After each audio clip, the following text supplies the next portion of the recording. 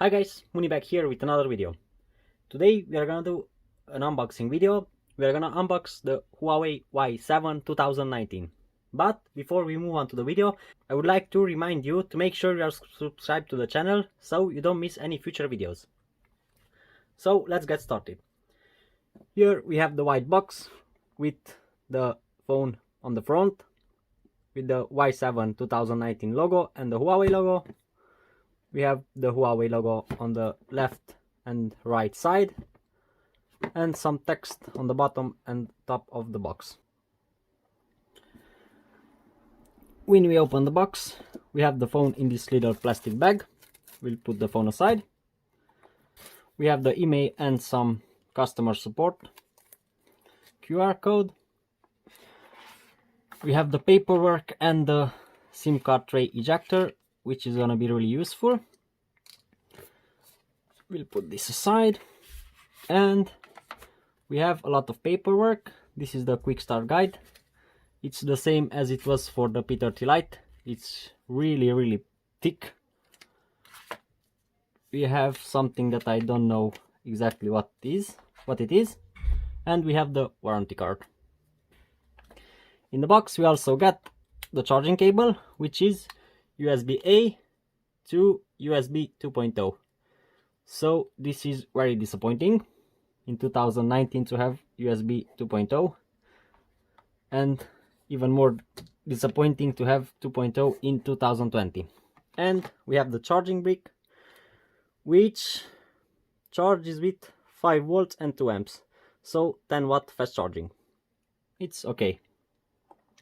And the last thing we have in the box are some cheap earphones with the headphone jack. Yes, we still have the headphone jack on this phone. Now let's see the phone. We have a 6.26 diagonal LCD display, which is not very bright. And on the back we have this plastic, so we'll take it out. And I have the black color of the phone, which looks okay. Let me clear the back.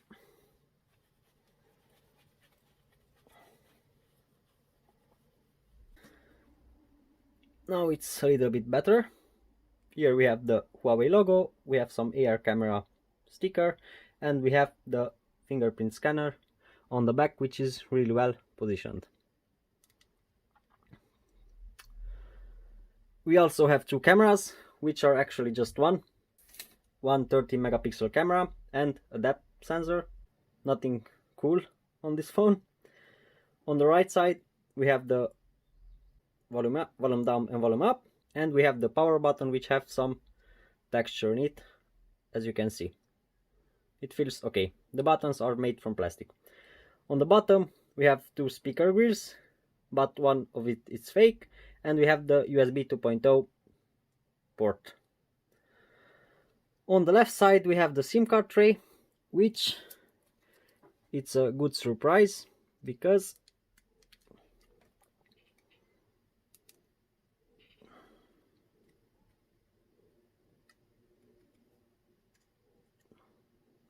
it comes out really hard.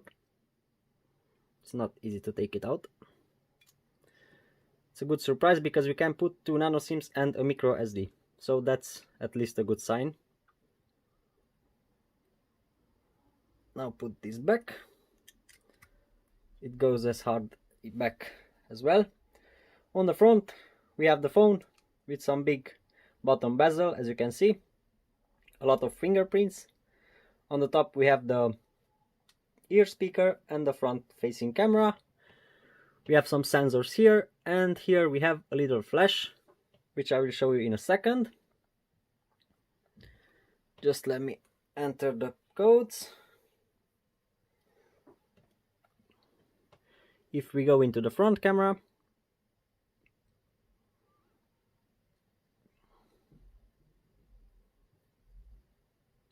and we turn on the flashlight, I set the front camera, and we turn on the flashlight. As you can see, we have a little flashlight on the phone on the front, which is good to have. Maybe for some better selfies. Now let's talk about specs. As I said, we have a 6.26 diagonal LCD display.